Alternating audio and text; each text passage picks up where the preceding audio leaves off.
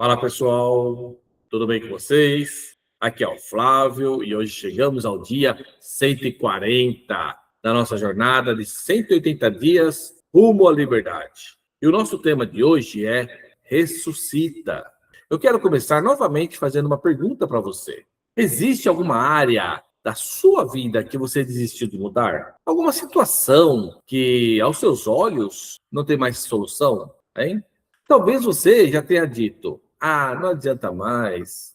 Ah, eu sempre vou viver assim. Ou, esse pecado já venceu. Ou até mesmo assim, Deus não pode mais fazer mais nada por mim. Se esses pensamentos têm passado pela sua mente, preste muita atenção. Guarda essa frase com você. A voz que criou a vida continua tendo poder para devolver vida ao que parecia perdido. Eu vou repetir. A voz que criou a vida continua tendo poder para devolver vida ao que parecia perdido. Ontem, nós falamos sobre as tempestades. Você se lembra? Aprendemos que Jesus tem autoridade para trazer paz em meio ao caos. Mas o poder da sua voz vai além disso. Ela não apenas acalma, ela também ressuscita. A Bíblia nos apresenta uma das cenas mais impressionantes do ministério de Jesus. Você deve saber, Lázaro havia morrido, já fazia 4 dias. Humanamente falando, não existia mais esperança. As pessoas já haviam chorado. O sepultamento já tinha acontecido. Tudo indicava que aquela história já havia terminado. Então Jesus chegou. Diante do túmulo, ele pronunciou apenas algumas palavras. Ele disse: Lázaro, venha para fora. Aleluia. E aquilo que estava morto voltou a viver. Perceba, Jesus não encontrou uma situação difícil. Ele encontrou uma situação considerada impossível. E ainda assim, sua palavra foi suficiente para mudar completamente aquela realidade.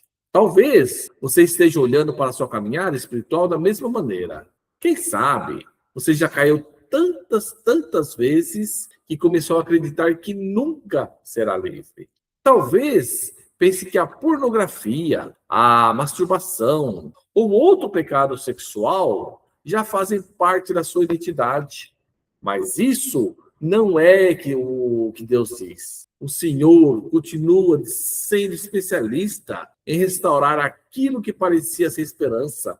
Ele transforma corações endurecidos. Ele restaura famílias. Levanta pessoas caídas. Ele renova sonhos e faz nascer vida onde todos enxergavam apenas morte. Jesus declarou: quem crê em mim, ainda que morra, viverá.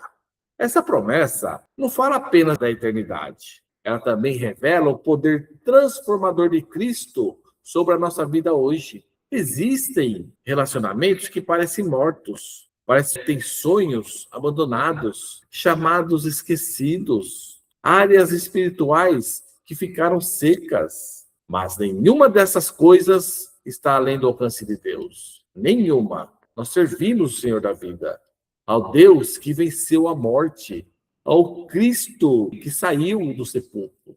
E o mesmo Espírito que ressuscitou Jesus dentre os mortos habita em todos aqueles que pertencem a Ele.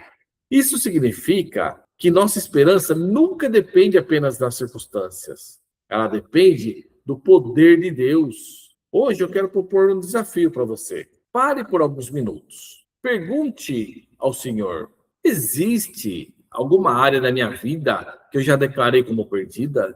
Talvez seja a sua fé, o seu casamento, o seu ministério, não sei, sua luta pela santidade ou sua esperança. Entregue tudo isso novamente nas mãos de Deus, porque aquilo que você considerava impossível continua sendo possível para Ele.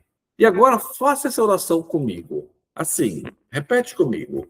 Pai, eu reconheço que muitas vezes olhei para situações da minha vida como se não houvesse mais solução. Mas hoje escolho confiar no teu poder. Ressuscita, Pai, aquilo que morreu dentro de mim.